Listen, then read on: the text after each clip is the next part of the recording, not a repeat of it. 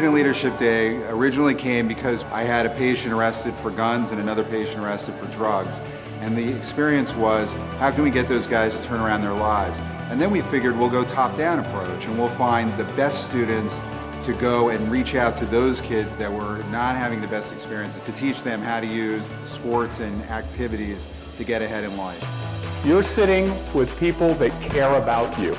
Choices have the ability to change your life. Choices have the ability to create your life. We're just ordinary people, just like you guys. We all have a story, we've all had setbacks, and we've all overcome things. People have this great misconception about leadership in football. There's like the great locker room speech, like the guy gets in there and like the quarterback gives this great speech, like we're gonna do this, we're gonna do that, you know, blah, blah, blah, let's go get them. And everyone's like, yeah, we like rip down the locker room door, we go out there and go play. You know who people wanna follow? People who win. The people you see in this room are our kids. They're kids that wanted to take a day of the summer and learn something, be mentored, learn leadership skills. You're going to have peaks and valleys. You want to embrace the peaks and learn from the valleys. Real leadership is inspiring. I hope we set a spark with these students. So if we just make one imprint today, they remember one thing, and to be a real ambassador and a leader back to their community, that's why we did this.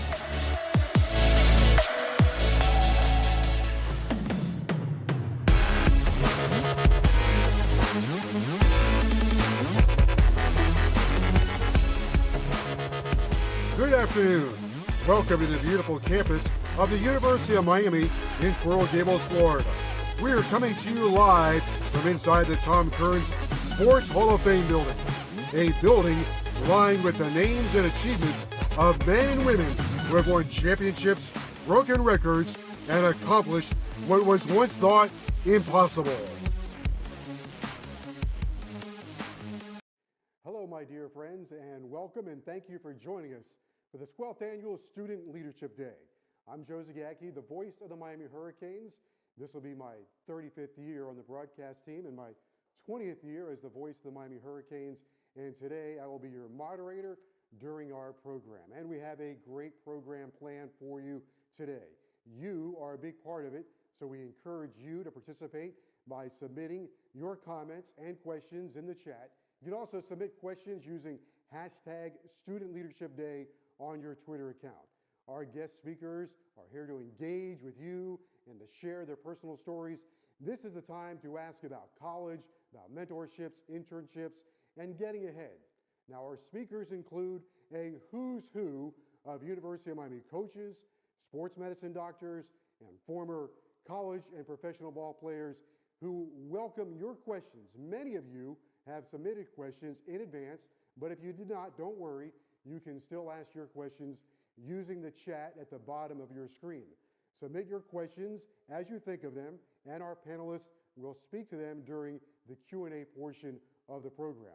Now, also, for those of you who would like high school community service credit for attending this webinar, we will be mailing those certificates using the address provided during registration.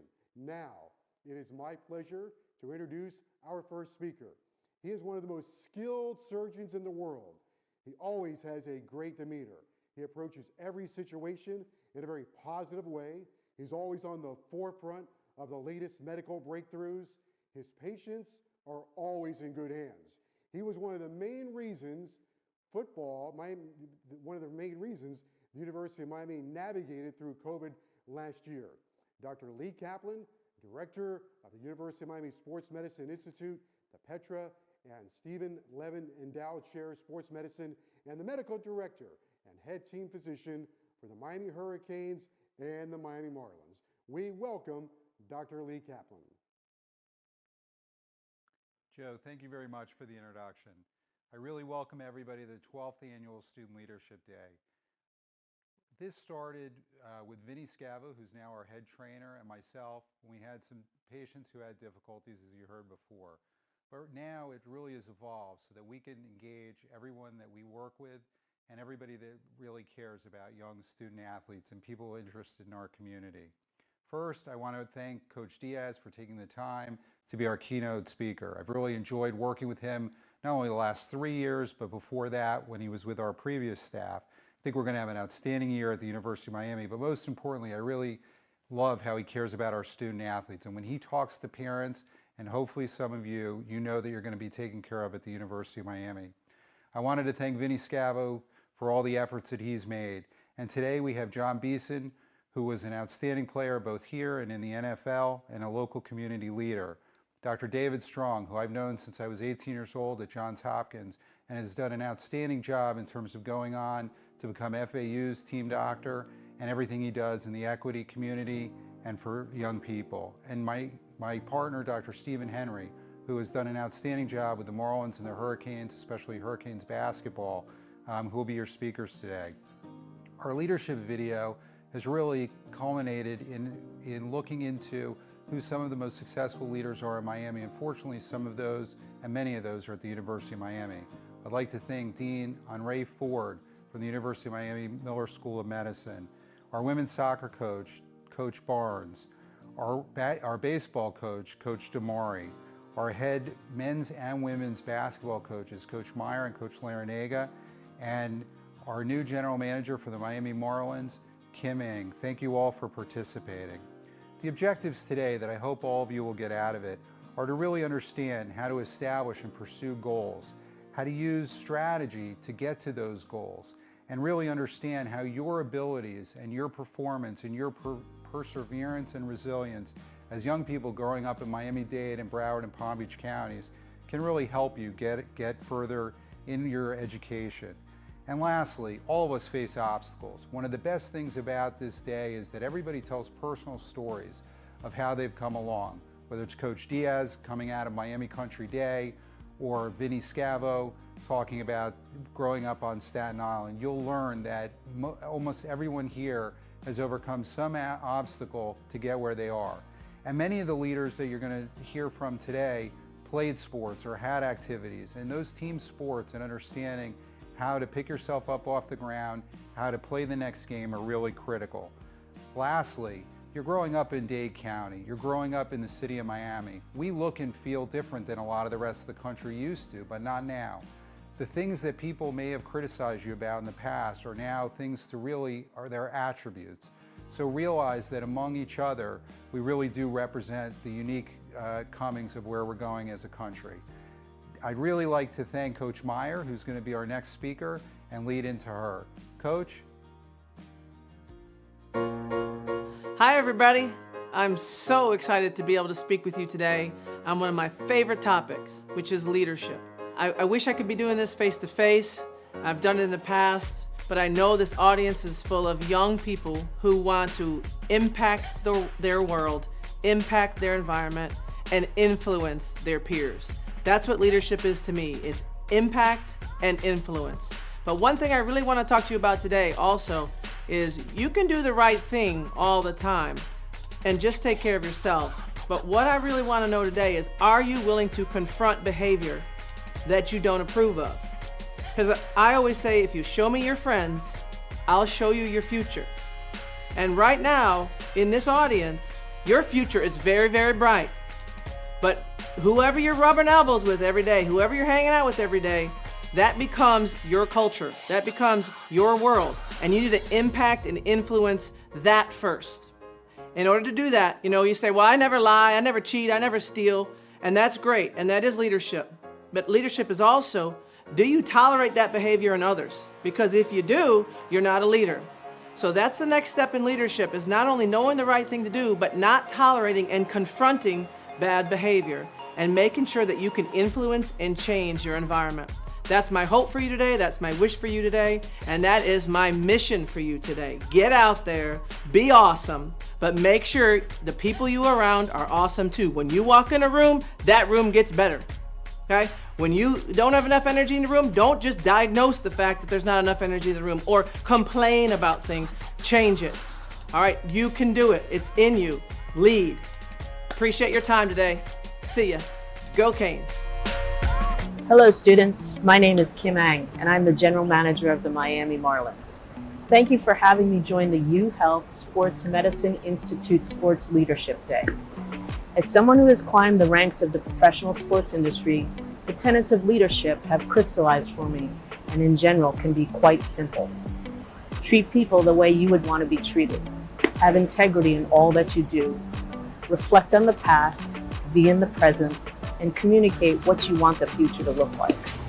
People want to be inspired, and in order to do that, they have to understand what your vision is.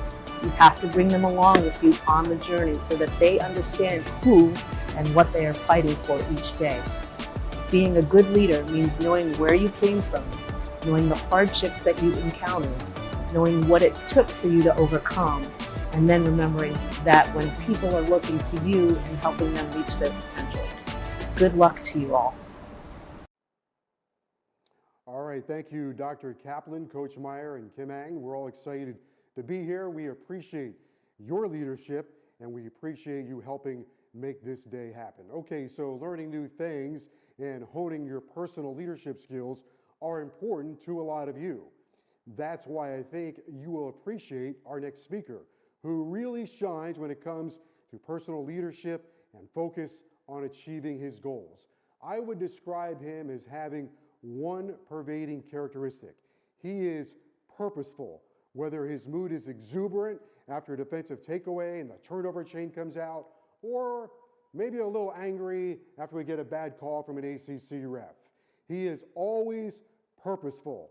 From a young age, he wanted to be a football coach, but not any coach, the head coach of the University of Miami. And his story is filled with perseverance, patience, determination, education, partnership, love, so many twists and turns from Miami to Tallahassee, to Bristol, Connecticut, to Mississippi, Louisiana, Texas, and back to Miami. He understands the history and tradition of the Miami Hurricanes. We are proud of the time he spends making our community better. In his third year, I am confident he has Miami on the cusp of returning to the glory days. As Howard Schnellenberger once said, the only variable is time. When the Canes take the field this year, they're going to run through that smoke wearing their famous orange and white uniforms, and they will play with a purpose. Please join me in welcoming University of Miami head coach Manny Diaz. Coach, great to see you. Joe, great to see you as well, and I'm really excited to have the opportunity to share on leadership today. It's a great topic. We've already heard a couple of great messages, and this is really a wonderful occasion.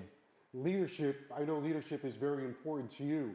It is something that is earned also, but it's something you've studied, but it's something that is earned. Yeah, that's exactly right. And we've gone through a year this past year where leadership was really put to the test. And if you don't have a clearly defined set of core values that really defines who you are, it's hard to get people to follow you. And I think that's what we saw.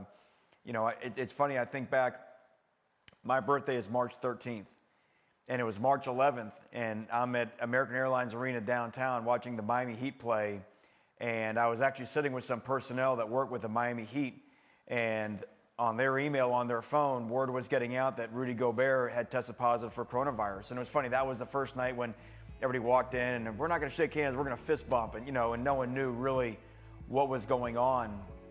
2 days later, my birthday, things started to shut down, and we put out a note to our players, and the university put out that we were going to be shut down for 2 weeks to see what happens with this coronavirus thing. 2 weeks, that's extraordinary. What happened from that point this past year really put a lot of leadership to the test. And I love just in the time that I have to be able to share a little bit of what we experienced as a team, what we went through, because what we know is what we went through a year ago. There was no precedent for that in history. It was unique every day. First and foremost is leadership is having a clearly defined set of values. To lead, right, you have to have people want to follow you, and they don't know how to follow you if they don't really know where you're taking them. And so you've got to really be able to define it, be able to articulate it to other people, and have them articulate it back to you. And in our program, we've defined 5 values that really want to shape the people in our program, and then therefore the relationships between the people. It starts with integrity. And when we think about integrity, we think about honesty first, and that's not a bad place to start, but it's beyond being honest and telling the truth to others. Really what we talk about is being honest and telling the truth to yourself.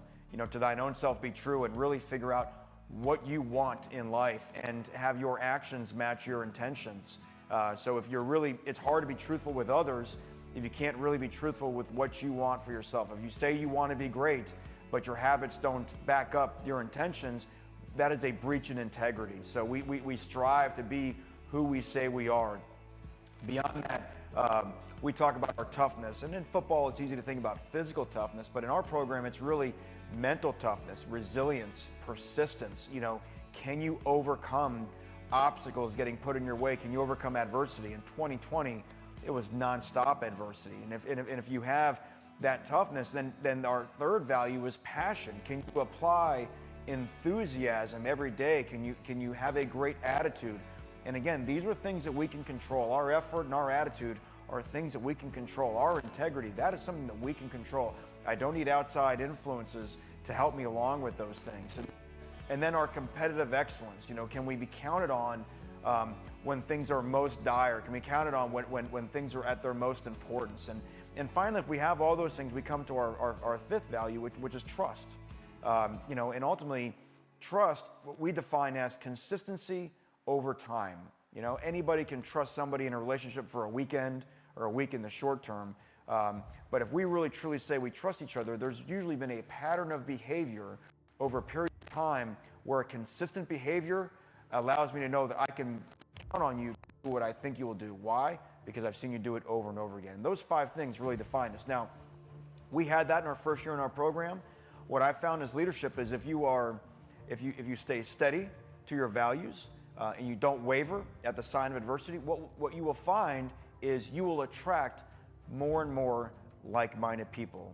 And I think what we saw at the early part of 2020, adding people like Derek King to our program at quarterback, Rhett Lashley as a staff member, as our offensive coordinator, very like-minded people. They were people who believed in those type things. And then suddenly, the team had started to come together. So you can worry as a leader, you know, I'm putting this message out there, and I don't know if it's really hitting everybody the way that I want it to. I'm not sure everybody's wanting to follow along. And a lesson that I've learned since the last time I had the opportunity to speak here is that you know, it's not for everybody. If you want to aspire and do great things and really climb up to the top of the mountain, not everybody's fit for that journey, and that's okay. And that's why integrity is our number one core value. It means, like I say, be true to who you are.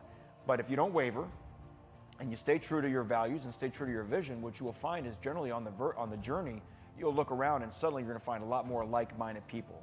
Now, if you don't find them walking with you, either you wavered from what you said, or where you're leading them, they don't want to go. So if you can clearly define where you want to go and how to get there, over time you'll look around and you'll have more and more people following you the way that you want to follow. We had come up with a little mantra, and it started in football, but I think it's really worth sharing to this group. We got 4 spring practices in before the pandemic set in last March. And obviously, if you follow football, we went to a very up-tempo offense. We run plays, you know, one play ends, we immediately want to get up and run the next play as fast as possible. And sort of the mantra that we adopted was play the next play. Play the next play. And what that meant is no matter what happens the play before, guess what? You got to get lined up, you got to find the next signal, and you don't have time to be sad if the play before didn't go well. You don't have time to be happy if the play before did go well. No matter what happened, play the next play. And what that focus we're trying to do and understanding is it made us be present. It made us be where our feet are. You couldn't be worried about what happened in the past. You also couldn't be worried about what was coming in the future. You were forced to be present. And that was one of the things that we found, that even though we think going fast on offense is a good strategic weapon for us to score more points, what we actually found, it helped center our team. It helped keep us present. So we had 4 days of experience with that in spring practice. And then, as I mentioned, woof, here comes coronavirus. And now we don't know. And what we were doing every day, and you all remember, because where you were at this time, we spent every day living in uncertainty. You know, if you think about where we were this time a year from now, the narrative was that there was no way that we would play college football. There was no way, it would be safe to play a season. Would school be in person? There was still so much unknown in terms of how the academic year would come going forward. And so a couple things happened from a leadership perspective that I want to be able to share with you for our time today. I think they're worth sharing because I think I was able to learn a lot. Our team was, our program, everyone in our program was able to learn a lot, and I hope you learn from the experiences that we went through last year, because they were very unique, hopefully to never be replicated again. First of all, you have to be able to stay present. And that's why that play the next play mentality became very important for us. What we knew is when the spring semester went online for the first time, we didn't know whether football was coming back. We didn't know when we'd be back as a team together working out. We were all separate. We were all meeting virtually through Zoom. What was our next play? Well, we had to finish the semester academically. That's all we could control. But what about football? I don't know what about football. Right now, the play in front of us is let's make sure that we finish virtual school and let's have a great spring semester. We did that. We ended up with the highest team GPA for a semester in University of Miami history last spring. So I was really proud of our guys. That was a play the next play mentality. And then we're already dealing with coronavirus, and then obviously the murder of George Floyd creates a tremendous amount of unrest, and it highlights the injustice of the social norms we have in this country. And immediately, who's everybody going to watch? They're going to watch the leader. And so I think another important lesson this past year as a leader is that you have to be transparent. You have to be the same person every day, because when things start to go bad, they're going to watch you. And if anyone who's following you can see any type of wavering in terms of what you believe or what you stand for, it's very hard to have credibility for those that you're trying to lead. So we had to be transparent in that regard, but we also had to be transparent in terms of explaining to our players what we knew day to day with what was going on with the pandemic. We could simply only master the information of that day. We could simply only make the decisions that day. And I equate that to a football game. You know, if there's a fourth down decision in the fourth quarter, whether to go for it or punt, we can't decide that in the first quarter. We can only make first quarter decisions in the first quarter. We can only make second quarter decisions in the second quarter. And by the way, once the decision's made, we can only make the decision with the information that we knew at the time. If you learn something else in the third quarter, you can't go back and make that decision again in the second quarter. And that was such an issue in our country with the pandemic. We wanted to go back and be mad at people for decisions that they made. Listen, a football game is experiencing life in real time. Talk about play the next play and being present. That's one thing I love about this job. We get to be present. Having to deal with the pandemic, the decisions that had to be made at the medical level, at the university level, at the local, state, and national government level, those decisions were being made in real time. And sometimes you only can make the decision with the information you have. And by the way, usually hard decisions are going to have some sort of bad outcome. There's no guarantee 100%.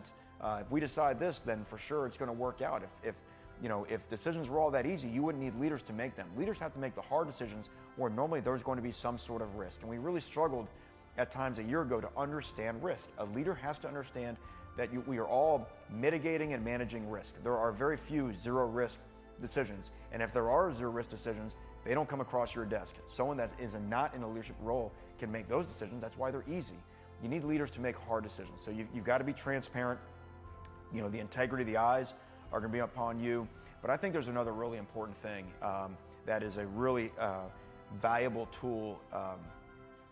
Always has been, but I just feel like now more than ever. And I cannot express enough the competitive advantage of optimism. You know, we live in a world now where it is so easy to be angry. It's so easy to have fear get baked into our psyche. All you got to do is, you have to understand that there is an algorithm on social media that wants to keep you on social media. And it's not complicated. The easiest way to do it is by fear. And we have seen the acts of people who have been led more and more by fear. And a leader, we can lead in the wrong way as well. And fear is a very easy leadership tactic. It's been used through the centuries to lead people sometimes to do very unpleasant and awful things. And to combat that, right, is optimism. You know, the sense that, hey, listen, if we do things the right way, if we come together, we can accomplish really good things. And what I was really proud of our football team a year ago, with all the adversity that we faced, when we did get to come back together in the summer, we had, you know, socially distanced workouts, and we eventually able to build that to practice. We eventually got to the season. I think our guys really valued the sense of connection. You know, we had that taken away. You know, when we all get stuck in Zoom and we all get stuck virtually, we lose that in-person connection. And getting that back, getting back together, realizing that, we're all better together. We can all go further together than we can on our own. That was really valuable for our guys. And that brought us to the season. And then the only thing that got us through the season was that play the next play mentality. Because I promise you, a year ago, I never came to work and had exactly what I expected the day before. There was going to be some problem that was going to present. Someone was not going to be cleared to practice. Someone was not going to be cleared to play in a game. There were games we found out the night before that we were going to be missing some players the next day. There were some games we found out the morning of the game that a few players that we had counted on being able to play that afternoon were not going to be available. There was a game a year ago when we went to Virginia Tech that the Friday morning before the game, I thought there was no chance that game was going to be played. And lo and behold, not only did we find a way to go play it, but we found a way to win the game. And the only way that worked is we just talked about staying present, controlling what we can control, and having that play the next play mentality. And when you see a group start to tell each other that's how you know the leadership is starting to work, when they're starting to repeat to each other how this works. And you could hear it on the sideline. Something bad would happen, play the next play, play the next play. Something good would happen, it doesn't matter, play the next play, play the next play. Even to our bowl game, we fall down 21-0 in our bowl game. We didn't end up coming back and winning, but we came all the way back and almost tied the game, made it a really good game in the fourth quarter. And that's because our guys, they just didn't blink. They understood that adversity was going to be there. The only thing we can promise that's going to come about in life, whether you're a leader or you are part of a team following a leader, is you're going to face adversity. You're going to have things not work out the way that you planned them. And I'm convinced, and especially the opportunity to be able to speak to younger people, if the way you are going to separate yourselves from your peers is not something that you are taught in a classroom. And that's no disrespect to what they teach in the classroom, but everybody's learning the same things. Your ability to adjust, your ability to be able to handle uncertainty, and to be able to be resilient. And that's why I talk about our core values, in terms of that toughness, that mental toughness I spoke about. And then that passion, that optimistic approach, So if I can be resilient and I can have a great attitude, you're going to go further than others, because there's just going to be enough adversity at some point. It's going to smoke somebody out. You're going to find out the ones who aren't who they say they are, who can't handle it, and can only have things go. If they go just the way they want them, they're fine. But something all of a sudden life throws you a curveball, and then we got big problems. And one thing we've learned in 2020, life's pretty good at throwing curveballs. And if you can't at least foul it off, you're gonna have a hard time. And if you can put a few in play, then I think you're gonna have a great time with people leading you, or following you rather. So again, this is a topic that I love. It's been great to share with you some of the lessons we learned in an extraordinary past 12 months. It is going to help us going forward. I'm sure your personal experiences of how you dealt with the pandemic, that you learned a lot from it as well. I look forward to a coming together. I look forward to community. I look forward to getting back, and that's the one cool thing we get the chance to do in sports, is to provide, getting back everybody in the Hard Rock Stadium and having a full stadium, and everybody, the community of Miami, getting able to feel that, bringing everybody back, and where we can celebrate the Miami Hurricanes and our young men who put in such hard work is something I'm really looking forward to this fall. So again, I appreciate everybody's time, and look forward to some questions and answers. Well, we had our audience right here to be a standing ovation. Your story is really inspirational. Your information really encapsulates what Student Leadership Day is all about, focusing on goals, fidelity to achieve them, and having fun along the way. We're going to take some questions for Coach Diaz. So please submit your questions using the hashtag Student Leadership Day or using the chat function. So we'll get to our first question. I'm going to call an audible on the first question. Okay. It was about toughness, and I think you kind of dove into that. But in football, is the complicated part about football, is football complicated, or are people complicated in terms of leadership? Yeah, we definitely complicate the game as people. One thing we made a big deal about this year is understanding, and this is important in football, but in life as well, our biggest opponent is a voice inside our own head. And the ability to understand the narrative, the stories that you tell yourself inside your head, and that those stories are not always true. More often than not, they're not true. Normally that they're put on you, there's somebody else's expectations for you. Maybe it's a negative talk that you may have been carrying around since you were little. You're not even aware of where it came from. but it's really hard to overcome that if you don't recognize that voice as a liar. Doesn't mean you can make it go away. And so we talk about it all the time. We're trying to do things to program we've not done in recent history. So if we buy into the feedback loop inside our head, oh, Miami always does this, Miami always does that, Miami always does that, we'll do the same thing. I mean, we've got to recognize that voice. I think if you ignore it and don't give it its due, then you're not really acknowledging your opponent, as we talk about. You've got to acknowledge your opponent in order to defeat it. And so that's a big talking point we've had with our team, is understanding the inner voice and the mental toughness that comes from knowing that voice more often than not is a liar. Academics, it's a big part of the University of Miami. Not everybody's going to go to the NFL. Student athletes, students can leave the University of Miami with a great degree. Why are academics so important? Academics are important. Well, I mean, number one, there's the point you mentioned about the obvious point about life after football, which is, again, a guarantee. Football does not last forever. But see, I don't look at academics and the pursuit of a great football team differently. I mean, to me, what it takes to excel at one is it takes to excel at another. And so I go back to the same thing. Integrity. Are we who we say we are? Do you want to be champions, the best I've been around? They want to excel at everything they do, whether we're playing checkers, chess, tiddlywinks, or we're going to take a math test. I want to win in everything I do. And what does academics take? It takes great resilience. It takes great attitude, and you got to be able to compete, which means on test day, you got to be able to perform. So to me, competitors want to compete in everything that they do. And so I find that, I've never felt like the goals on the athletic side of campus and the academic side of campus exist in different roles. To me, what wins on one side wins on the other side as well. We have a question about mentors. Where do I find a mentor? Who do you seek out? How do you seek out a mentor? Well, that's a great question. I mean, obviously, we're blessed if you do come across someone in your personal life, whether it could be a coach, a teacher, someone that you have a lot of respect for. And at times, you just have to have the courage to go up and ask a little bit more. Say, listen, I really respect the way you handle yourself. Tell me a little bit about your story. A great way to ask someone about being a mentor is ask them if they had a mentor themselves coming up. If there's no one that's obvious like that in your personal life, then to me, that's where reading books is phenomenal. And in this day and age, another great resource is podcasts.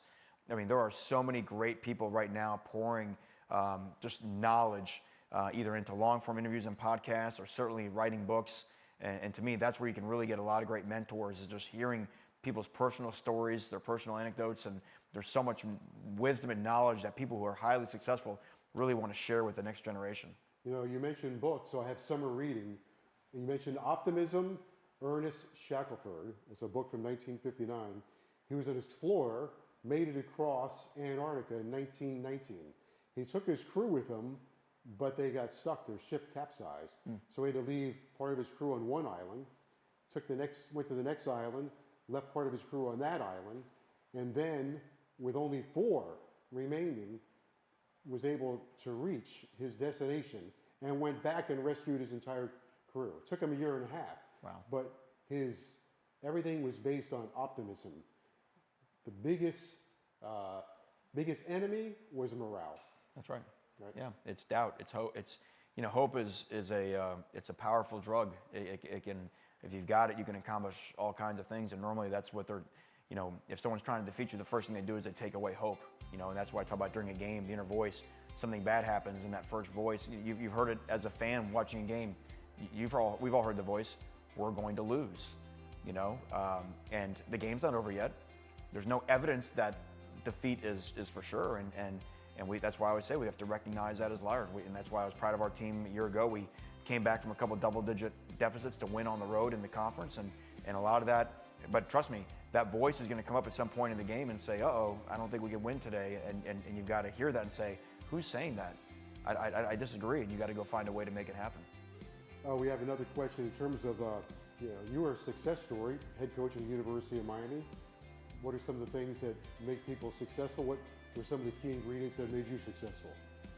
Well, I think number one, I was able to learn from some great people. I mean, that's really vital in the story. I mean, anyone that sits and says, "Oh, I've accomplished something just because of my own doing," I think that's folly. I mean, usually there's a great amount of timing that's involved, being at the right place, but meeting the right people, having some people around like that. Now, beyond that, you do have to have a great work ethic. You know, I mean, people have to see that you're willing to put the work in, and a lot of times, it's the there's no little jobs mentality. It's the work that, you know, I even try as a head coach today to, you know, there's nothing if we have to stack chairs, you know, why wouldn't I stack chairs? You know, what job would ever be beneath me? I mean, we're all working together on anything. So I think a great work ethic.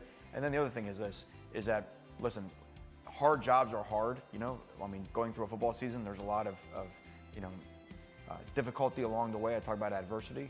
People don't want to spend a lot of time with people that they don't like, and I don't mean like in a fun, like, hey, let's go to the movies, you know, level. I mean, I'm talking about people that are going to have a poor attitude. Again, that's where people who are generally pessimistic, those drag people down, energy vampires. You don't want to be around those people. So again, just the idea of that someone who is willing to get the work done. I mean, I had to sneak the back door into coaching. I basically worked my way in through the mailroom. So I was not impressing anybody with my football acumen. It wasn't what I knew. It was simply that I was willing to do any job that anybody asked me, and someone that, you know, seemed like a decent person to have around the office. And I would tell you that was about all I had going for me. I'm going to fold in, we have lots of questions on our live chat. We have other questions, I'll fold them all into kind of one here. And that would be, when your team has adversity, how do you pick your team up? Well, I think you can't be different than you are normally, right? And I think that's important. You have to understand who you are as a person all the time. First and foremost is this: you have to be aware of your nonverbals. They're watching you, and a lot of times, you know, sometimes the fans like to see the coach that goes crazy and you know, gets all red in the face and loses his mind. When we have adversity, to me, the way my brain works is I'm a problem solver, right? So I'm already usually, when something bad happens during the game, or all the things we had to go through last year, my mind immediately is going to, how do I solve the problem? And it's very hard for me to be of any value to anybody as a problem solver if I'm in my emotions and if I'm in my feelings. I've got to be able to think clearly at those times. I think that's where being present, as I mentioned before, is such a valuable skill. The world has enough emotional people that are yelling and screaming. And that's why we put the games on TV and sell tickets in the stands. The football team at that point, and I'll put the same thing. It's like if you were a pilot of an airplane, or if you were a captain of a ship. The seas are rough. I don't need the captain freaking out, yelling and screaming at everybody. I'd like to have him have a solution to figure out, if I'm looking at the captain, if I'm looking at in the cockpit, I see the airplane pilot pulling his hair out, I'm saying my prayers. I know we're in trouble because I can't do anything to fly the airplane. So to me, I think it's about understanding your nonverbals matter, because people are watching what you do as much as more than they're listening to what you say. And then it's the ability to be able to solve a problem. I mean, we found this a year ago with coronavirus. I mean, everything has a way out if we just put our heads together and find a solution. And it just, you know, that's, to be honest, it's one of the things I love about coaching football. I love being able to find those solutions in real time. What do you tell a team or a group or a leader if they make a bad decision, and then how do you help that person overcome their fear of making another bad decision? Yeah, you're going to make a bad decision. Right. I mean, that's just what's going to happen, and that's why, I mean, it's so funny. It's almost the answer. You just can't help but say it. You have to play the next play. I love that. Yeah, I mean, you have to move on. And I'll give you a great example. It's sport of golf, right? You know, the shot you're on doesn't really care about the last shot. It just doesn't. You know, another great example is in the casino, the roulette wheel in the casino. You know, the casinos make a lot of money because when you walk in, they've got that big board that shows you the last, 10 or 15 rolls of where the balls went. And what they want to do is that you're going to see that the ball, the last 8 times, landed on red. And they want you to put money on black, because you're going to say there's no way that the ball is going to land on red again. The ball has no idea that the last 5 times it landed on red. It's a sucker machine. It is trying to, well, I'm not going to get into the odds of what roulette is anyway, but they're trying to get you bet off of human behavior, and the ball's not human. It does not understand. So now, we're not the ball. We do have a memory. So what we try to do is we try to be, either during a game or even after the game, we talk about why we made that decision at that time. We try to learn from it so we can do better the next time. But listen, as a leader, if you're worried about making the wrong choice at a time, there's no, as I mentioned, you're never going to make all your right decisions, and B, your decisions aren't always going to come out right anyway, even if you made the right one. We can go for it on 4th down, have the guy wide open on the perfect play call, and it may not happen. I mean, the ball might slip out of his hands. So, there's no way to, and this is why I get back into risk management, risk mitigation. I mean, there's a risk to everything we do. We want to try to minimize that as much as we can. It's funny because you mentioned casino and also making a decision on third or fourth down. Decisions are bets on the future, right? You got to That's gather. right.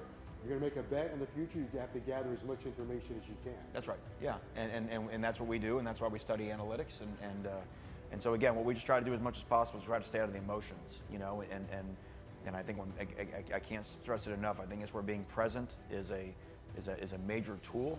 It's a major competitive advantage if you can be present, and have your mind be clear, and not be caught into, you know, past thinking or future thinking. That's where depression and anxiety come from. Those are two real things in this day and age that affect our team, that affect everybody's team. And a lot of times that's where those come from. You know, anxiety is a worry about a future that does not exist anywhere except in your mind. And depression is feelings about a past, something that's happened and can't ever happen again. What is real, as we know right now, is a present moment, and that's easier said than done. But what we do know is that all greatness happens only one place, and that only happens in the present moment. I think this is a very interesting question, and you might touch on it a little bit in terms of listening to podcasts or maybe reading, but do you have any daily tasks in mind to improve your leadership skills? Are there things that you do daily to help you become a better leader? Yeah, I mean, and this may be coming out from what I'm talking about, but I mean, one, first and foremost, is meditation. I mean, we talk about mental health and how important that is this day and age. We talk about staying present. Talking about understanding the inner voice, and trying to, I hate to use the imagery of corralling your inner voice, but certainly being able to take that pause and not get caught up in a thought, not get caught up in an emotion and a feeling. You know, again, we spend so much time on physical health. We teach it. We have all kinds of classes on physical health. We just do not speak on mental health the way that we should. I think we're just kind of scratching the surface of what we can do as humans if we really understand the way that the mind works. And so, you know, meditation is a simple, I mean, a 10-minute-a-day habit. There's a million apps that are fantastic, and it's like anything else. It's habit creation. You know, if you do it for 21 days, generally it'll stick, and I think it helps. I really do. I think there's some similarities in this question in terms of maybe sports and also just in general. How do you make sure leadership is respected by everyone? Sometimes the leader isn't the loudest person, but how do you make sure a leader is respected? That's a really, really good question, that leadership is respected, because, you know, if you're a leader, you're not always going to be liked. Right. You're going to make decisions that people are not always going to like. We have 85 players on our football team. If only 11 are on the field at one time, and usually they were all the best player in their high school. They all would like to be out there. So you've got to make some decisions that everyone's not going to be for. Certainly you have to make decisions that are not going to be popular with the public. But I do think there's a difference between being respected and being liked. You know, I mean, if you're a leader, you're not going to be liked always. I think respect is something different. I think respect is, that's not wavering in terms of who you are, not wavering in terms of the values that you want to stand for. You, to be very honest, if you believe in your values, like the ones I mentioned before, which work for me, and whatever values you may have for you, if you believe in those things and you find yourself being true to those things, and yet there's still someone who doesn't respect you, to be honest, their opinion probably doesn't matter a whole lot. And it's very hard to be a leader, you know, and have to stick your thumb out the window every day and trying to find out which way the wind's blowing to lead. I mean, you kind of have to have your mind made up on which way you want to go, and then the harder part is you got to be true to the vision you set, because if people see a leader waver, no one wants to follow that.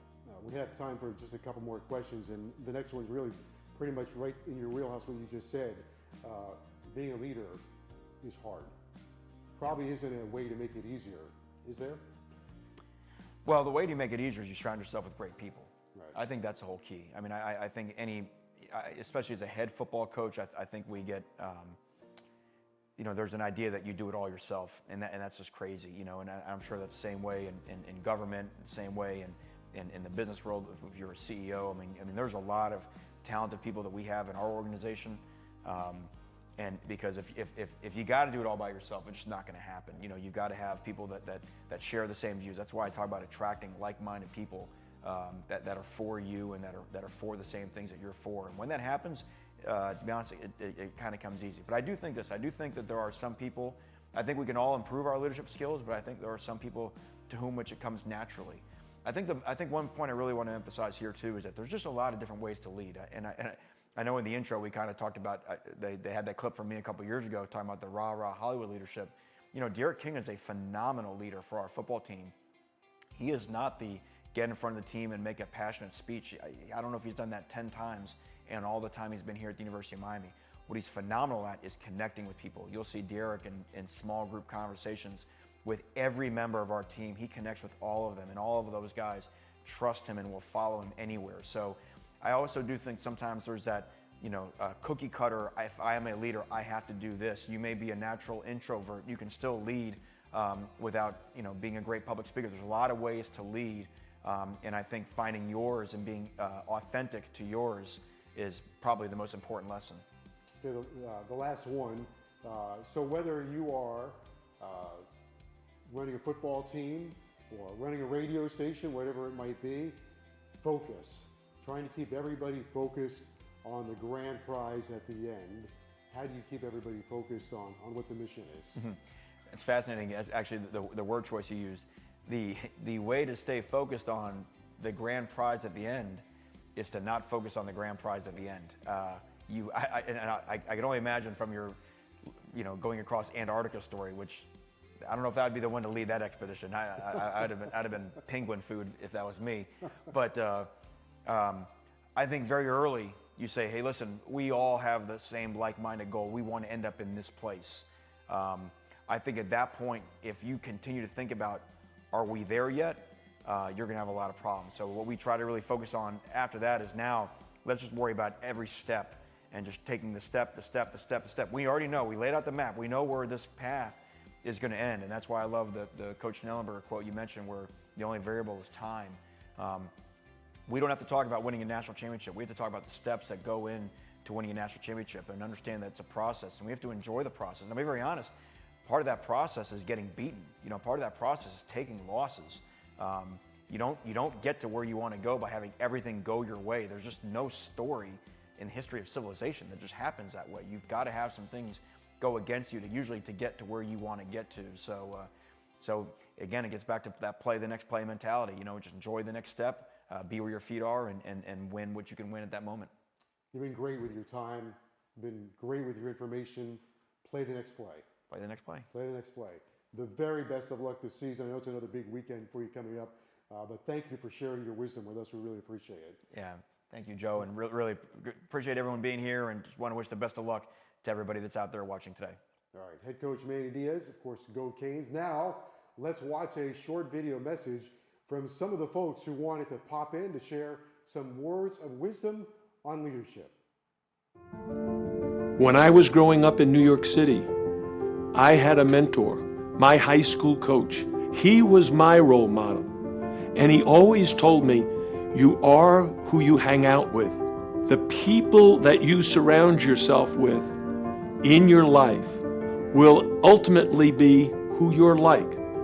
So my words of encouragement to you, to be great leaders, surround yourself with other great leaders, with people who set the example that you want to set for others.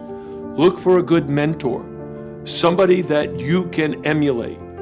Those are the things that ultimately will lead to your own philosophy in life and the direction that you want to go in and the success that you want to enjoy.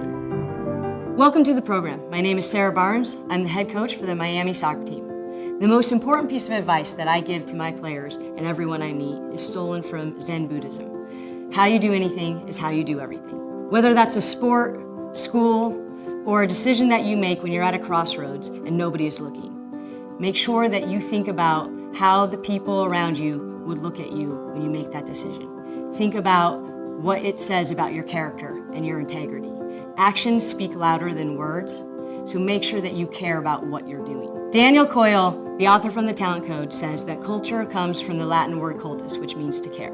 Culture is not who we are, it's what we do. It's important to care deeply about what you do and how that reflects on you. Actions speak louder than words, so it's important to care deeply about everything you do. Successful teams are filled with people, top to bottom, who care about everything they do and care enough about the people around them to challenge them to be the best they can be every single day.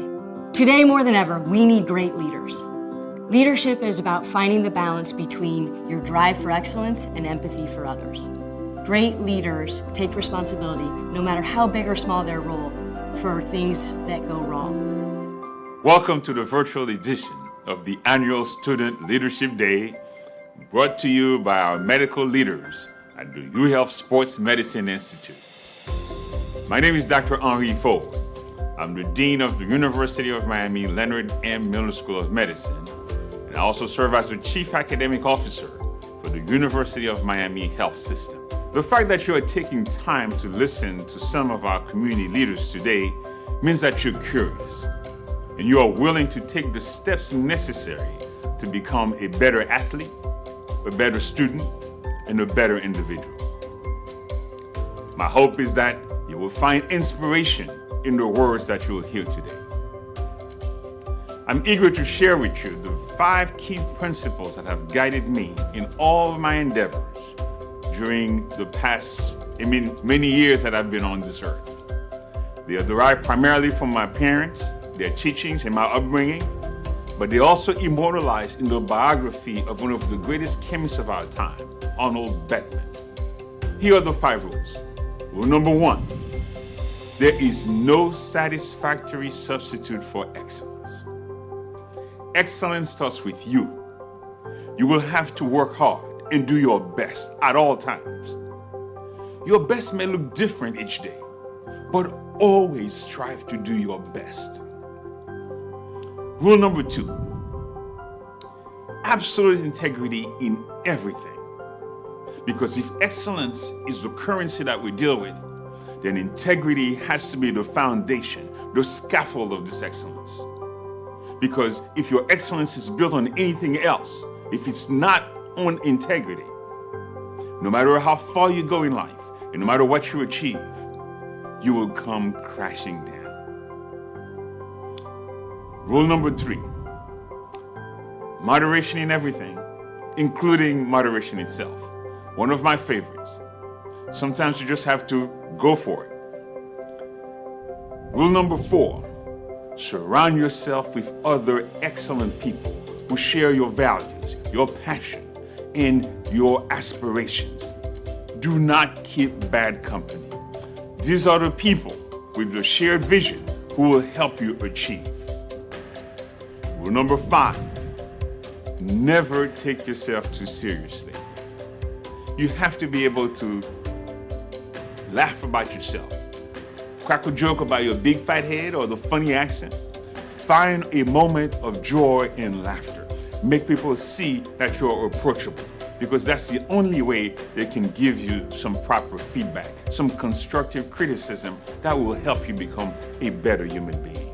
Remember that success in this world comes from collaborating with other people and leading by example. You heard the word. There is no I in team. Remember, never stop learning and never stop evolving. Have courage, make time to think, show empathy towards your fellow teammates, and remember to find joy and laughter. The bonds that develop between you and your teammates will carry you through some of the darkest moments, some of the darkest hours of your life. Let today be a day filled with positive energy. Remember to ask lots of questions to all the guest speakers. Take this opportunity to engage with them. Thank you again, students, for taking time to tune in. Be well, stay healthy, find courage. Like Winston Churchill said, never ever give up, never ever give in. And to that I will add personally, never quit. Remember, no simply means not now. Just keep trying. Go Canes. Hi, I'm Gino Damari, head baseball coach here at the University of Miami. I'm here to talk on leadership and the characteristics and qualities that I think make a good leader, not only as a coach, but also as a student athlete. You know, one of the things about being a leader is having a positive effect and influence on the people around you. For a better term, maybe inspiring. That's something that's very, very important as a leader. Another one is being accountable. If you're going to be a leader, you got to be accountable in all phases. And maybe the toughest time to be accountable is when things don't go right, and taking the blame for things that maybe didn't go right. And that's something I think is an important characteristic for being a leader. You have to exert confidence in yourself as a leader, and the more you can do that, the more I think it's going to trickle down to people around you. And how you carry yourself is very, very important. One of the important characteristics for me, certainly in my profession, and I think carries over certainly for student athletes, is communication. You have to be able to communicate. Communicate with the people around you, communicate with your teammates, communicate with your staff. That's extremely important, especially being honest. And when those times where it's very difficult and maybe it's something hard to hear, that's the time where you have to be very truthful and honest in your communication. Ultimately, you got to care. You got to genuinely show that you care about the people that are around you. I feel that the more that you can do that and you present that on you, the better chances you have of people following you.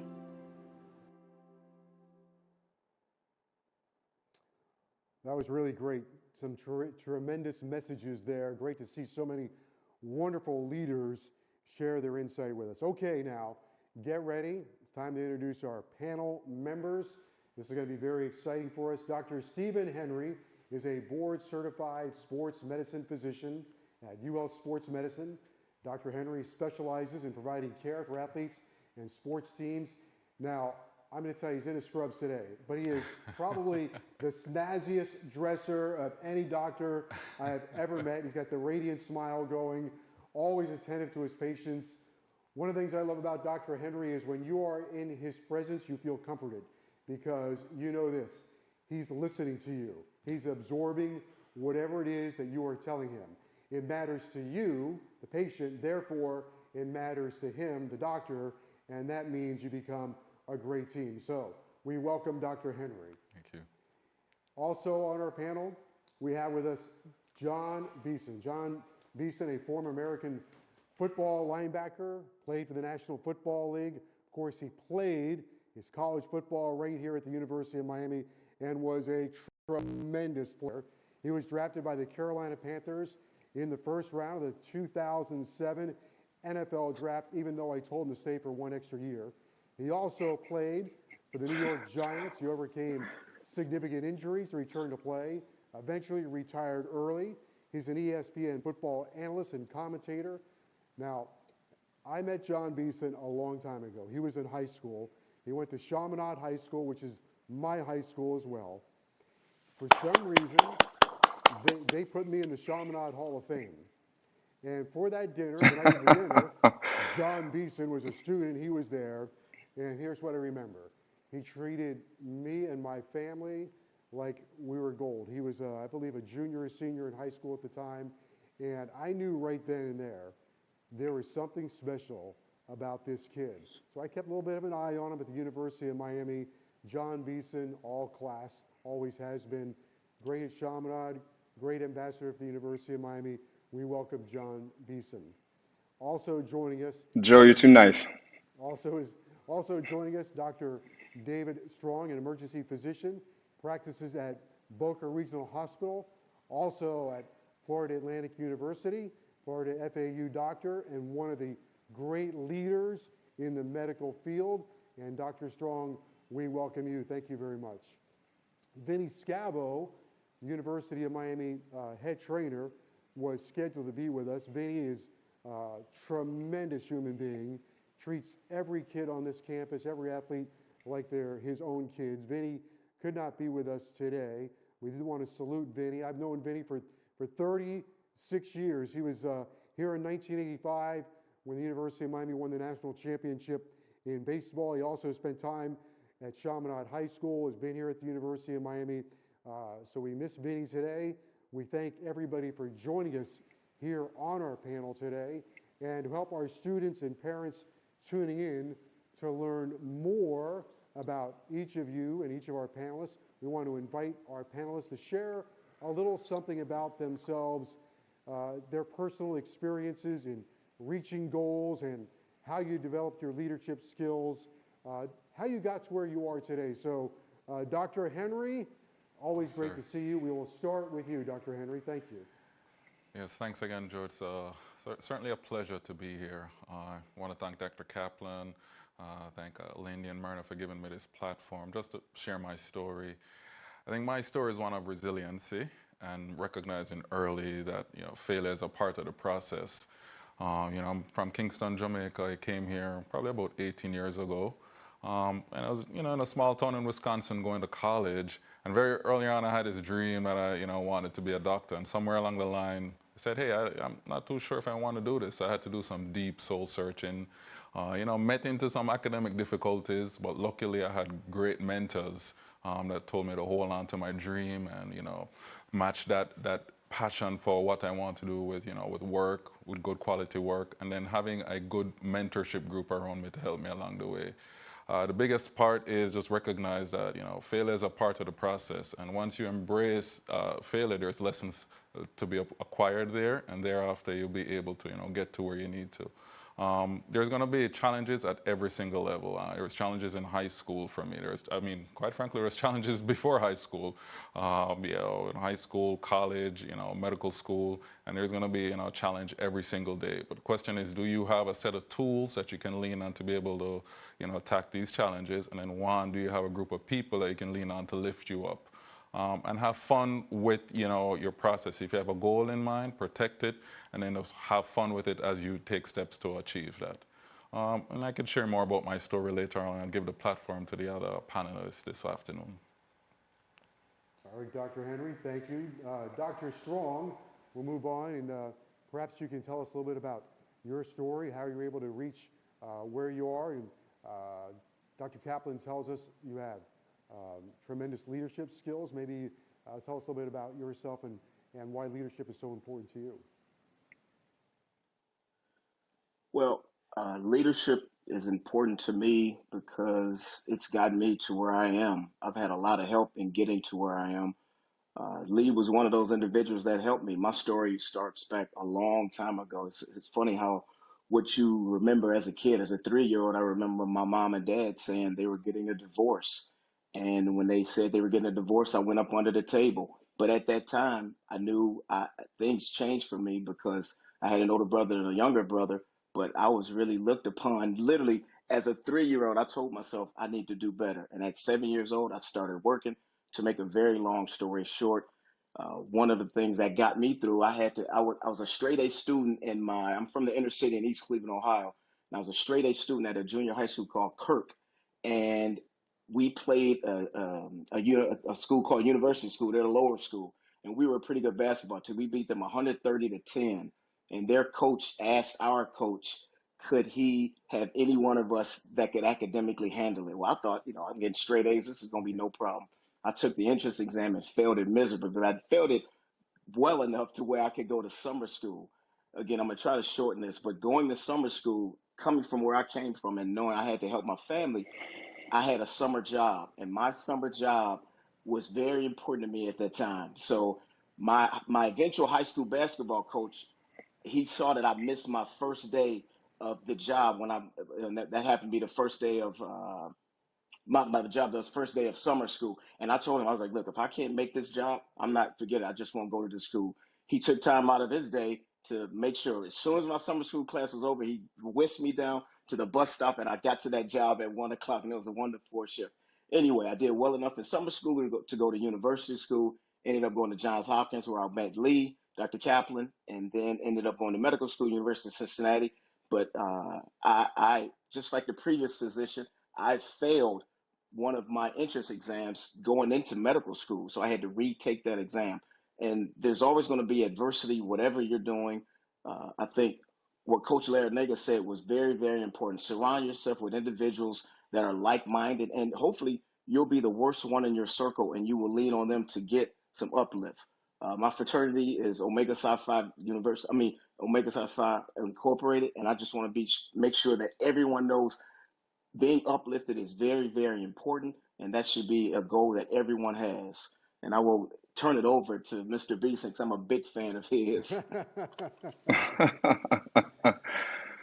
Well, for me, I would say that at a young age, most like both of you, I decided that I wanted to be a professional athlete. And I think that once you make the decision, you have to decide what you're willing to give up for it. And looking back at it, I'll have friends, family, fans will ask me, what was different about you? Why do you think you wanted to be successful, or what propelled you to be successful? And for me, it's quite simple. I wanted to win, and I was willing to make the sacrifice for it. The hard work, doing what most people would say is unwise, or like we talked about earlier, or Coach Larinaga or Coach Manny Diaz said, just listening to what people will say you can't do, as opposed to sticking to the task and understanding that once you have made that decision and you're willing to work for it, it's then on you to go for it. And that's my story. That's my core fiber of why I'm here today. And I was able to accomplish a lot, and it was purely based on the fact that I wanted to be a champion. I was willing to do the necessary things and then more to accomplish it. And those are the things that I hung my hat on. It was a sense of expectation. Once I put the work in, when I took the field, I never hoped for a result. I always expected a result because I assumed in my mind, based on my preparation, that I had done more than the next man. So if I had to give you one thing, we're going to touch on several, but just to talk about what I did that separated me, that's it. I was not the strongest, the fastest. I know it's cliche, but it's the truth, and Joe will tell you that.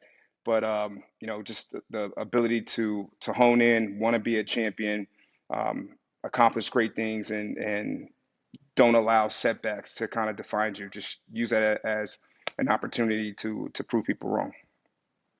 All right, John, thank you very much. Now that we know a little more about our panelists, we're going to move on to our first question for the group. Now remember, we want this to be a conversation that includes everybody, so audience, feel free to post your follow-up questions in the chat. So our first question, our first conversation, has there been a time in your life that you felt people underestimated you for whatever reason, or maybe you underestimated yourself?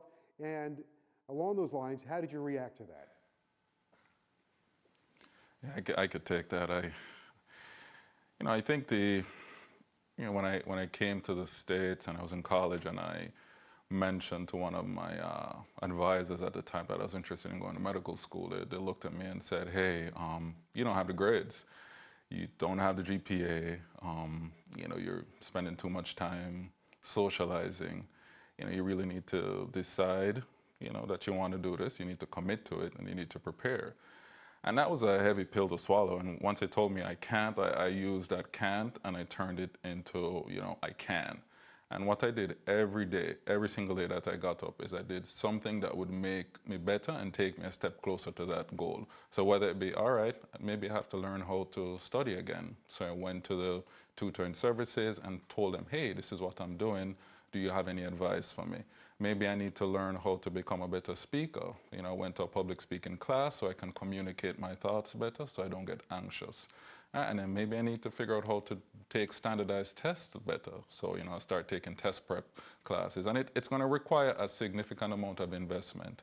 And sometimes you may have the passion, you may have the opportunity, but you don't have the resources. And I think that's where the mentorship comes in. Try to lean on people, this institute, folks who are there, are working where you want to be, and lean on them and be honest and say, hey, would you take me on as a mentee? And once I opened myself up and was humble enough to accept that I was failing and I wasn't where I wanted to be, but I wasn't going to let that can't paralyze me, I turned that can't into I can, and surround myself with people, that's where doors started to open up.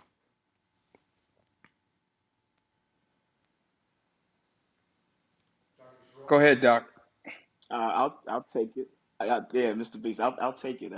Just like Dr. Henry just said, I think the first thing you need to be is humble, honestly. Yes. I think as an individual, especially as a physician, being humble is very, very important, because as an emergency physician and doing the team activities with FAU, you're going to face some adversity, and facing adversity is one of the things that it really builds character. That's just what Mr. Beeson said.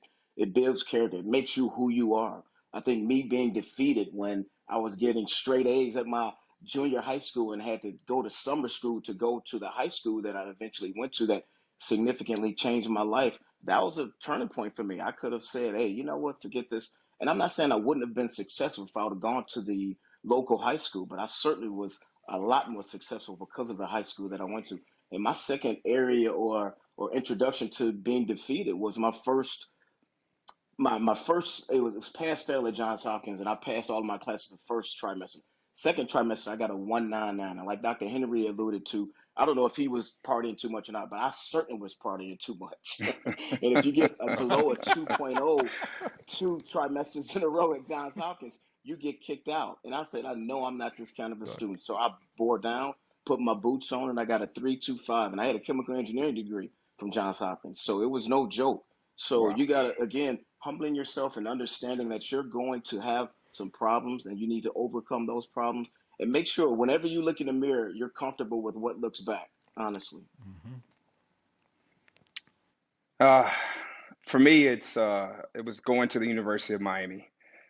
I think prior to high school, Optimus, things just kind of, were in line for me in terms of the time where I wasn't quite, that guy. And I think that, if you're fortunate enough to go to John Hopkins or University of Miami on a scholarship to play football, based on all the legends that have come before you, during a time frame that I came in, we had just played in back-to-back national championships. It was the first time I wasn't the guy. And it was purely predicated on the fact that I went to a smaller school. The 2A was a classification, like you, Dr. Strong, and that's a at that time was only recruiting players that came from 6A, which is a much larger, much more competitive classification here in South Florida. So as I got there, I realized that, these kids were, or I should say my teammates, were riding me about that. And it really drove me to prove them wrong. Now, the difference between, being a doctor in terms of the competitiveness with your scores and your rank when you're finished. In football, every single play is another opportunity to prove yourself. And there is no substitution for the hard work that I talked about earlier, but also being consistent at that. Anybody can, make that splash in the pan, that one time play. And most players that come in on scholarship are good enough to do that. But are you good enough to do it every single play and to do it again and to do it again and work with the mentality or hunger that, it's untapped, it is unrivaled. And that's the level of stick to itness you need. And within a few days when we put the pads on, I was already in the good grace with the seniors and the 6 first-round picks that we had that year, put their arm around me, call me little beast, and they were like, "Hey, you're already one of us," and I was a freshman. And that validation that you can get right there from we would call at that moment a mentor, because these guys were the best of the best. You want that. You have to say, man, when it comes down to it, that instant gratification, it's great. You put it in the bank and do it again and do it again. Pick up on your story for a moment before you to our next question, and maybe make this part of our conversation.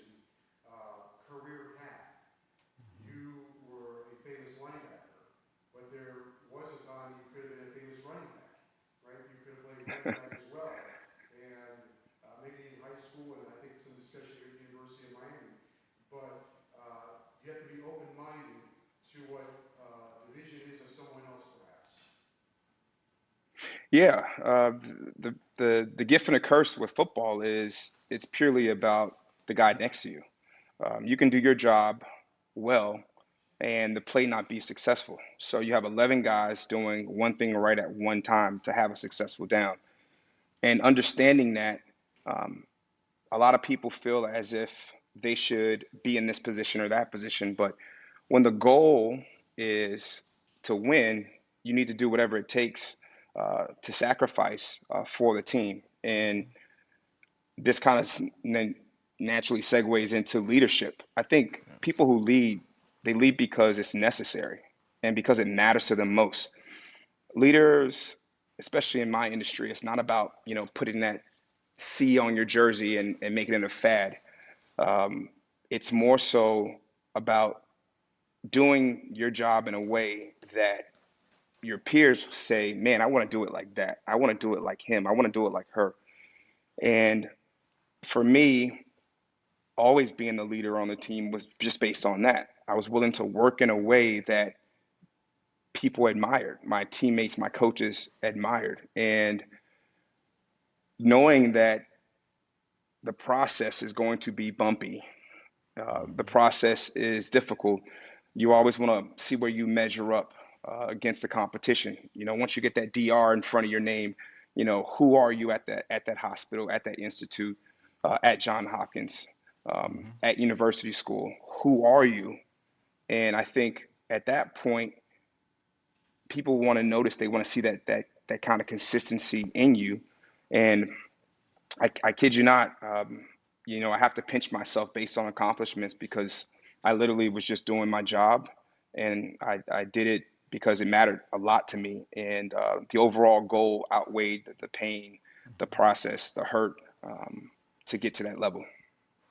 We have a question, Dr. Strong, probably coming in your direction, a question of I'm feeling under pressure in school, sometimes have a hard time managing anxiety, like whether or not I'm going to achieve my academic goals. Have you worried that you might not achieve your academic goals? And then what did you do to center yourself and stay on track? Well, look, first of all, I just want to say I'm a huge fan of Mr. Beason. I've only hung out with him 2 times, once at a University of Miami football game and then at a previous Ambassador Day a few years ago. But I'm just a huge fan of his. And one of my fraternity brothers, Eric Bieniemy, always fondly talks about him. But academic complications with me was always, I was never, like Dr. Henry said earlier, I was never a good standardized test taker. And to not be a standardized test taker in school and then in medical school is huge. And to really get over that, anxiety was an issue. And it's almost like performance anxiety when you're about to play.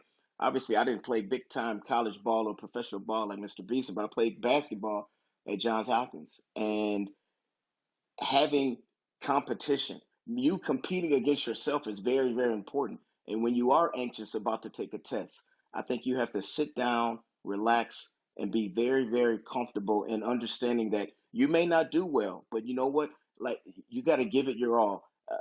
One of my famous quotes was from Michael Jordan. You miss every you miss every shot that you don't take. So you got to give it your all. You got to give it that, like Mr. Beason says it, you just gotta make sure you are going to be very focused in what you're trying to do, and you may fail, but who cares if you do fail as long as you're giving it a shot. Well, along those lines, for our panel, when you look back at your journey, starting back perhaps in college, what was your biggest fear, and how did you overcome it? Oh, I can take that. I This think is my for me? biggest fear was Okay. my biggest fear was simply like failing and not living up to expectations of myself. I was the first one to get a scholarship to come to college abroad. There was a lot of pressure, and then I didn't get I got a part academic scholarship. The rest of the money I borrowed with student loans, and so I would go to school, and then at night I would be in the cafeteria cleaning plates, or in the weekends, cleaning the toilets in college just to make sure I could, pay for my books. So there was a lot of pressure. Carrying that same consistency in the classroom, performing at the job, people are watching you, And so I think one thing that Mr. Beason, Dr. Strong spoke about was this whole concept of preparation. And it's very important because, and I'll bring it back to how that prepares to fight anxiety. When you're prepared, and Kobe mentions this, rest in peace, when you are prepared and you reenact that scenario over and over and over again, that will decrease the anxiety. So maybe, to that question, you need more time for your tests. So that means you have to try to, talk to someone about how to improve your speed. Maybe you have to take the test early and do it multiple times. Take practice tests. Maybe you have to see, talk to someone in your mental health department to help you with, managing test anxiety or stress in general. Maybe you need to exercise. Maybe you take some time out of your day to pray or spend with your family. But you have to prepare to be able to have ways to fight the anxiety, one, and then prepare to be able to tackle the material you're going to do. And in the case of Mr. Beeson, his preparation was just a dedication and commitment to his craft. So whether it be he was in a weight room, whether it be he was studying film, whether he was spending time with mentors, and myself and Dr. Strong, we do the same thing. Preparation, will prepare you and fight that anxiety. So there's the 5 P's of the Air Force. It's prior planning prevents poor performances. Right? Got that from Coach G back in high school. There you go. Shout out Coach G, the best coach ever. And we talk about mentors. But to go back to pressure, and this panel is outstanding because you have academic prowess and then you have athletic prowess. And it's very simple in terms of pressure. When you sign up to be the best at something, you want to play the best. You want to practice against the best. You want to compete against the best. I went to the University of Miami because they were the best. I don't know how I level up unless I'm on that same field, that same level of accomplishment that you can have with that other person. And I can't harp on it enough that when you are in that circle that the other doctor talked about of people who have the same vision, the same want as you get to see where you measure up every single day. So I think the pressure of failing is part of the process, right? Because you don't know who you are, or you can't really win unless you, one, fail and learn, and then you go back, you get a chance to do it over, and you're better because of it. It's just like doing a rep in the weight room, or if you're a physician, you can't get good at a certain operation until you do it multiple times. And even still within that, we talk about in sports, we talk about the ad lib, the instinctiveness. Once you get into a predicament as a doctor, and it is difficult, it is nerve-wracking, you're trying to save this person, you need to be in the moment, need to rely on your training and say, I got to figure this out. Then the level of pressure should become smaller because you feel like you've been there before. And the struggle to do well from an academic standpoint, it's between you and you. The work that you put in, the way you study. Dr. Henry, you talked about redoing it, taking your tests early, more often, practice tests. All of this gives you that sense of confidence that allows the pressure to come down. But whether it's pressure from home with your parents, pressure to stay in school from an academic standpoint, or even pressure on the other end, like Dr. Henry said, in terms of paying his way through school, understanding what it would be like or what it would feel like to lose, for me, drove me to not let it happen. You got to have that foresight, and I can't drive that home enough for you. But the goal is to be your best, which means you have to compete against the best to see who you are, and that level of pressure is something you should want. I'm checking our chat. We have lots of questions on the chat, so let me fire a couple off to you really quick. How do you make sure you stay motivated and disciplined? Whoever wants to take that one, I can take that one if you want. I can go first. Motivation is something that, first off, it should start with you. And I talked about that. It was the first thing out of my mouth, making the decision. The decision you make is not just a decision, it's a declaration. It's a contract between you and yourself, and knowing you're going to see it through until it's done. If you're not motivated, you're not going to do it. It means it really doesn't matter to you that much. And if it doesn't matter to you that much, no one's going to follow you because you're not doing it in a way that says you're a leader. So from a motivation standpoint, you know, Coach E used to always say you have to keep your eye on the prize. And I'm looking away because there's a delay in the screen. I would love to just look right at everybody and lock in. But the prize has to stay right there where you can see it. I mean, right there the whole time. Because when you're going through the hurt, if you don't hold on to the goal, you're going to quit. Yes. So it's for me, it's just that simple in terms of being motivated. That should be literally a bond that's unbreakable between you and yourself. Dr. Strong, would you like to follow up? Yeah, I mean, look, it's hard to follow Mr. Beeson.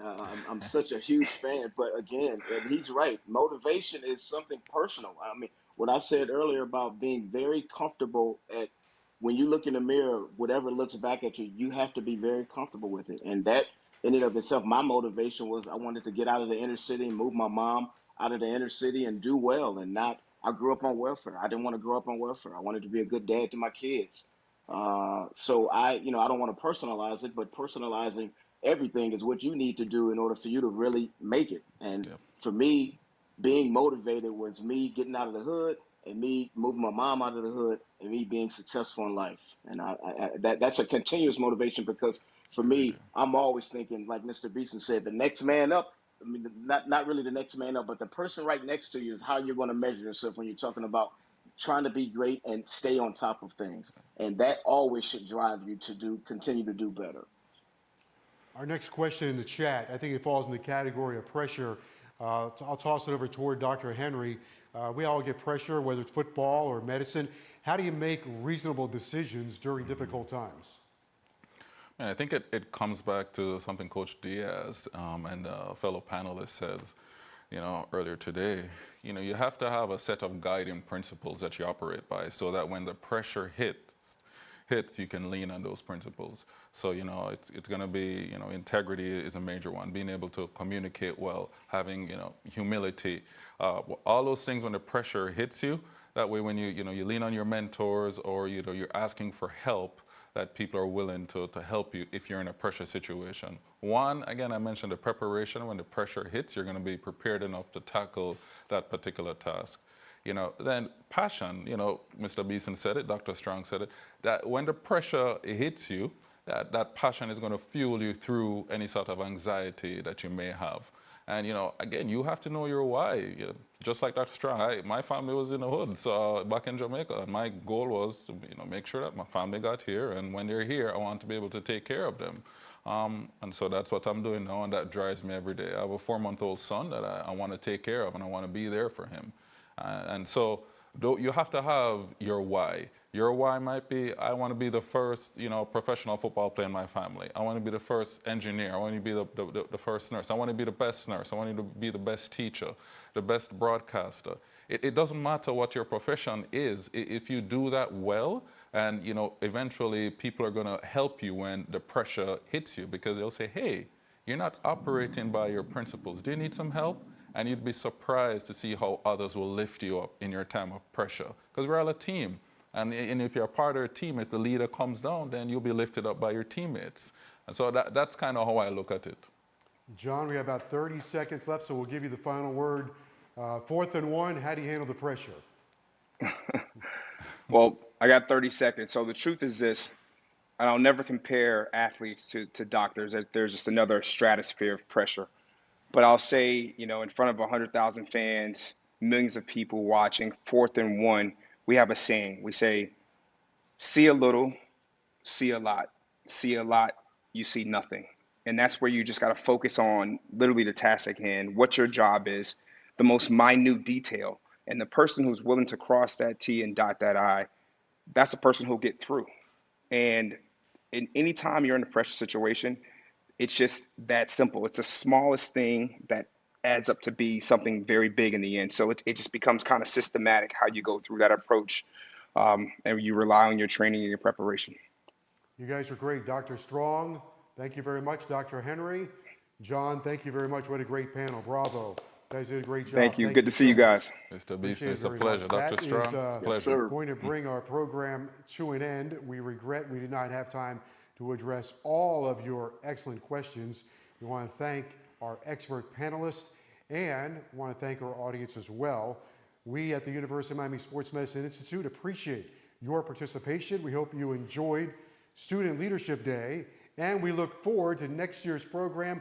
Hopefully, fingers crossed, we'll be back on the University of Miami Coral Gables campus live and in person. As a reminder, all of you who participated today will receive a free swag bag, a certificate of completion, and community service hours. If you have any questions, please email uhealthevents@miami.edu. Have a great weekend. Stay safe. Thank you for being with us, and go Canes.